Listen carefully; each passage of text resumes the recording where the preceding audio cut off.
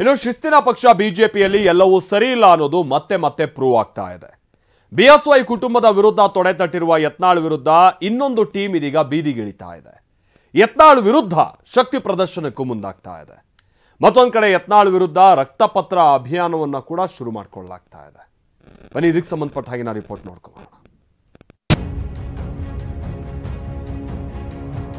ಸ್ವಪಕ್ಷದೊಳಗೆ ನೀನಾ ನಾನಾ ಅಂತ ಯತ್ನಾಳ್ ವರ್ಸಸ್ ವಿಜಯೇಂದ್ರ ತೊಡೆ ತಟ್ಟಿ ನಿಂತು ಬಿಟ್ಟಿದ್ದಾರೆ.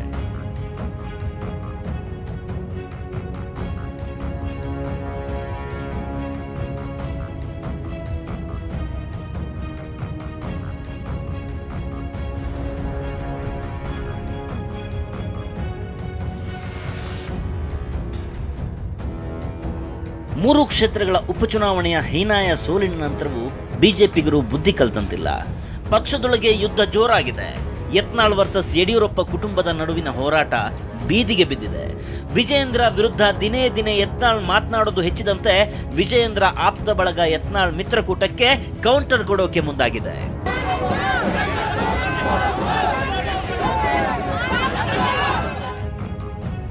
ಯತ್ನಾಳ್ ಹೋರಾಟಕ್ಕೆ ಕೌಂಟರ್, ಬೃಹತ್ ಸಮಾವೇಶಕ್ಕೆ ಪ್ಲಾನ್. ಯತ್ನಾಳ್ ನೇತೃತ್ವದಲ್ಲಿ ನಡೆಯುತ್ತಿರುವ ಪ್ರತ್ಯೇಕ ಹೋರಾಟಕ್ಕೆ ಕೌಂಟರ್ ಎಂಬಂತೆ ವಿಜಯೇಂದ್ರ ಆಪ್ತ ಬಳಗ ದಾವಣಗೆರೆಯಲ್ಲಿ ಬೃಹತ್ ಸಮಾವೇಶ ನಡೆಸೋಕೆ ಮುಂದಾಗಿದೆ. ಜನವರಿ ಅಥವಾ ಫೆಬ್ರವರಿ ತಿಂಗಳಿನಲ್ಲಿ ಸಮಾವೇಶ ನಡೆಯಲಿದ್ದು, ಡಿಸೆಂಬರ್ನಲ್ಲಿ ಎಸ್ಎ ರವೀಂದ್ರನಾಥ್ ಅಧ್ಯಕ್ಷತೆಯಲ್ಲಿ ಪೂರ್ವಭಾವಿ ಸಭೆ ನಡೆಯಲಿದ್ದಂತೆ.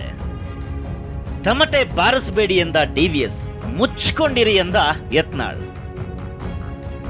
ಇನ್ನು ಪದೇ ಪದೇ ಯತ್ನಾಳ್ ಬಿಜೆಪಿ ರಾಜ್ಯಾಧ್ಯಕ್ಷರ ವಿರುದ್ಧ ಮಾತನಾಡೋದನ್ನ ವಿರೋಧಿಸಿರುವ ಮಾಜಿ ಸಿಎಂ ಡಿವಿ ಸದಾನಂದಗೌಡ, ರಾಜ್ಯಾಧ್ಯಕ್ಷರನ್ನ ನೇಮಕ ಮಾಡಿದ್ದು ಹೈಕಮಾಂಡ್, ವಿರೋಧವಿದ್ರೆ ದೆಹಲಿಗೆ ಹೋಗಿ ಮಾತನಾಡಬೇಕು, ಅದು ಬಿಟ್ಟು ಬೀದರ್ನಲ್ಲಿ ನಿಂತು ತಮಟೆ ಬಾರಿಸುತ್ತಿದ್ದಾರೆ ಅಂದ್ರೆ ಅವರು ಯೋಗ್ಯರಲ್ಲ ಅಂತ ಡಿವಿಎಸ್ ಪರೋಕ್ಷ ದಾಳಿ ನಡೆಸಿದ್ದಾರೆ.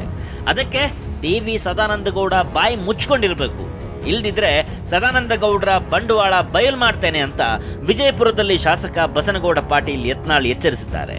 ಈ ಬಗ್ಗೆ ವಿಧಾನಸೌಧದಲ್ಲಿ ಮಾತನಾಡಿರುವ ವಿರೋಧ ಪಕ್ಷದ ನಾಯಕ ಆರ್ ಅಶೋಕ್, ಡಿಸೆಂಬರ್ 3ರಂದು ಕೋರ್ ಕಮಿಟಿ ಸಭೆಯಲ್ಲಿ ಸದಾನಂದಗೌಡರ ಜೊತೆ ಮಾತನಾಡ್ತೇನೆ ಎಂದಿದ್ದಾರೆ.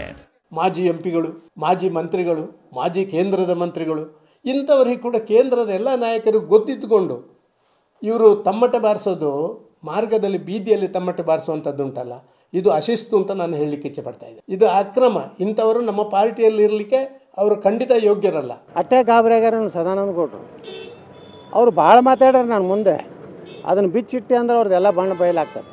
ಸುಮ್ಮನೆ ಬಾಯಿ ಮುಚ್ಕೊಂಡು ಕುಂಡ್ರದು ಒಳ್ಳೆಯದವ್ರು.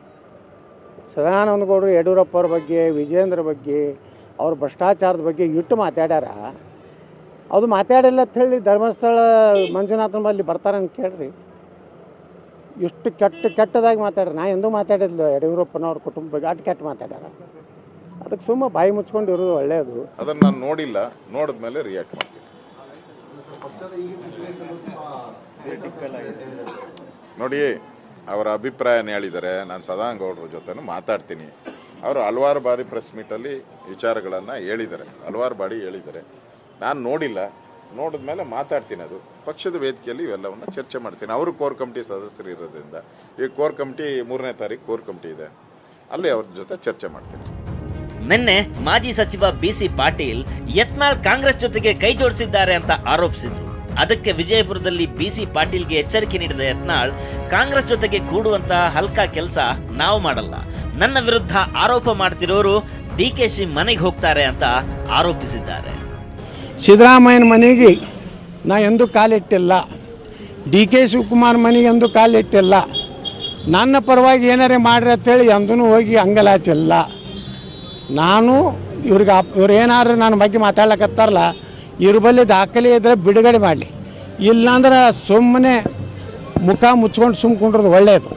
ಇವರೆಲ್ಲರೂ ರಾತ್ರಿ ಹೋಗಿ ಭೇಟಿ ಆಗ್ತಾರೆ ಡಿ ಕೆ ಶಿವಕುಮಾರ್ಗೆ, ಸಿದ್ದರಾಮಯ್ಯ. ಮಂಡ್ಯದಲ್ಲಿ ಯತ್ನಾಳ್ ವಿರುದ್ಧ ಪತ್ರ ಚಳವಳಿ, ಪತ್ರಕ್ಕೆ ನೆತ್ತರ ಸಹಿ.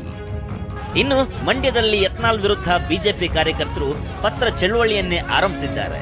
ಯತ್ನಾಳ್ ವಿರುದ್ಧದ ಪತ್ರಕ್ಕೆ ರಕ್ತದಲ್ಲಿ ಸಹಿ ಮಾಡಿ ಬಿಜೆಪಿ ಹೈಕಮಾಂಡ್ಗೆ ರವಾನಿಸಿದ್ದಾರೆ.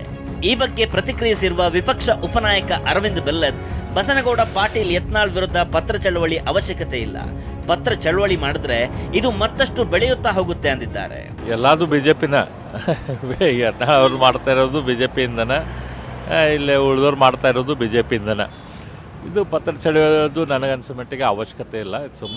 ಇದು ಇದ್ದಿದ್ದ ವಿಷಯ ಇನ್ನೂ ಹೆಚ್ಚು ಬೆಳೆಸುವಂಥದ್ದು ಆಗ್ತೈತಿ. ಆ ರೀತಿಯ ಅವಶ್ಯಕತೆ ಇಲ್ಲ ಅಂತ ನನಗನ್ಸುತ್ತೆ. ರಾಜ್ಯ ಬಿಜೆಪಿ ಅಂತರ್ಯುದ್ಧ ಬೀದಿಗೆ ಬೀಳ್ತಾ ಇದ್ದ ಹಾಗೆ ಬಿಜೆಪಿ ಹೈಕಮಾಂಡ್ ಗುಟುರು ಹಾಕಿದೆ. ಮುಂದಿನ ವಾರ ದೆಹಲಿಯಲ್ಲಿ ಉನ್ನತ ಮಟ್ಟದ ಸಭೆ ನಡೆಸೋಕೆ ಹೈಕಮಾಂಡ್ ನಾಯಕರು ತೀರ್ಮಾನಿಸಿದ್ದಾರೆ ಅಂತ TV9ಗೆ ರಾಜ್ಯ ಬಿಜೆಪಿ ಶಿಸ್ತು ಸಮಿತಿ ಅಧ್ಯಕ್ಷ ಲಿಂಗರಾಜ್ ಪಾಟೀಲ್ ಮಾಹಿತಿ ನೀಡಿದ್ದಾರೆ. ಅಲ್ಲದೆ ನಿನ್ನೆ ಹೈಕಮಾಂಡ್ ನಾಯಕರು ಯತ್ನಾಳ್ಗೆ ಕರೆ ಮಾಡಿ ದೆಹಲಿಗೆ ಬರ ಹೇಳಿದ್ದಾರೆ. ಅದಕ್ಕೆ ಯತ್ನಾಳ್, ನಾನೊಬ್ನೇ ಬರೋದಿಲ್ಲ, ನಮ್ಮ ಟೀಮ್ ಇದೆ, ಎಲ್ಲರನ್ನೂ ದೆಹಲಿಗೆ ಕರೆಯಿರಿ, ಆಗ ಬಂದು ಹೇಳ್ತೀನಿ ಅಂತ ಅಂದಿದ್ದಾರಂತೆ. ನನಗೂ ನೀನೇ ದಿಲ್ಲಿದಿಂದ ಫೋನ್ ಬಂದದ, ತಕ್ಷಣ ಇವತ್ತು ಹೊಲ್ಟ್ ಬರ್ದುಬಿಡ್ರಿ ಅಂತೇಳಿ. ನಾಳೆ ಬರೋದಿಲ್ಲ ಅಂತ ಹೇಳಿದೆ. ನಂದು ಟೀಮ್ ಇದೆ, ನಾವು ಟೀಮ್ ಮಾಡಿದ್ದೀವಿ. ಭ್ರಷ್ಟಾಚಾರದ ವಿರುದ್ಧ, ವಂಶವಾದದ ವಿರುದ್ಧ, ವಕಫ್ ವಿರುದ್ಧ ಹೋರಾಟ ಮಾಡಕತ್ತೀವಿ. ಇಡೀ ಟೀಮ್ ನಾವು ದಿಲ್ಲಿ ಕರೆಸ್ರಿ, ನಾವು ಹೇಳ್ತೀವಿ ಏನು ನಡೆದೈತೆ ಕರ್ನಾಟಕದ. ನಾನು ಯತ್ನಾಳನೊಬ್ಬನ ಕರೆದು ಸಮಾಧಾನ ಮಾಡಿ ನನಗೇನೋ ಬೆದರಿಸಿದ್ರು, ಅಂಜಿಸಿದ್ರು ಅಂತ ಏನಾರೇ ನೀವು ತಿಳ್ಕೊಂಡಿದ್ರೆ ಎದಕ್ಕೂ ಹೆದರುವುದಿಲ್ಲ. ಇನ್ನು ಬಿಜೆಪಿ ಅಂತರ್ಯುದ್ಧಕ್ಕೆ ಮಾಜಿ ಸಂಸದ VS ಉಗ್ರಪ್ಪ ವ್ಯಂಗ್ಯವಾಡಿದ್ದಾರೆ. ಶಿಸ್ತಿನ ಪಕ್ಷ ಅಂತ ಹೇಳುತ್ತಲೇ ಬಿಜೆಪಿ ಮನೆಯೊಂದು 3 ಬಾಗಿಲಾಗಿದೆ. ಒಂದು ಬಾಗಿಲಿನಲ್ಲಿ ಯಡಿಯೂರಪ್ಪ, ಆಮೇಲೆ ಅವರ ಪುತ್ರ ವಿಜಯೇಂದ್ರ, ಮತ್ತೊಂದು ಬಾಗಿಲಿನಲ್ಲಿ ಯತ್ನಾಳ್ ಅಂಡ್ ಟೀಮ್ ಇದೆ. ತಮ್ಮೊಳಗಿನ ಕಿತ್ತಾಟ ಮುಚ್ಚಿಕೊಳ್ಳೋಕೆ ಸರ್ಕಾರದ ಮೇಲೆ ಅನಗತ್ಯವಾಗಿ ಆರೋಪ ಮಾಡ್ತಿದ್ದಾರೆ ಅಂತ. ಭಾರತೀಯ ಜನತಾ ಪಾರ್ಟಿಯವರು ಹೊಡೆದ ಮನೆ. ಯಡಿಯೂರಪ್ಪನವರ ಮುಖ, ಅಪ್ಪ ಮಗನ ಮುಖ ಯತ್ನಾಳ್ ನೋಡೋದಿಲ್ಲ ಮತ್ತು ಯತ್ನಾಳ್ ಟೀಮ್ ಅವರು ಸಹ ನೋಡೋದಿಲ್ಲ. ಸೊ ಇದನ್ನ ಮುಚ್ಚಿಕೊಳ್ಳೋಕ್ಕೋಸ್ಕರ ಅವರು ಏನು ನಮ್ಮ ಸರ್ಕಾರದ ಮೇಲೆ, ನಮ್ಮ ಪಕ್ಷದ ಮೇಲೆ ಗೂಬೆ ಕೂರಿಸ್ತಕ್ಕಂತ ಪ್ರಯತ್ನ ಮಾಡಿದ್ದಾರೆ. ಉಪಚುನಾವಣೆಯ ಫಲಿತಾಂಶದ ನಂತರವಾದರೂ ಬಿಜೆಪಿ ಬಣ ರಾಜಕೀಯ ಕಡಿಮೆ ಆಗಬಹುದು ಅಂತಾನೆ ಎಲ್ಲ ಅಂದ್ಕೊಂಡಿದ್ರು. ಆದ್ರೆ ಬಿಜೆಪಿಯೊಳಗಿನ ರಗಳೆ ಈಗ ಬೀದಿಗೆ ಬಿದ್ದಿದೆ. ಹೀಗೆ ಮುಂದುವರೆದ್ರೆ ಮುಂದೆ ಏನಾಗುತ್ತೋ ಅನ್ನೋ ಟೆನ್ಷನ್ ಬಿಜೆಪಿ ಹೈಕಮಾಂಡ್ಗೆ. Bureau report TV9.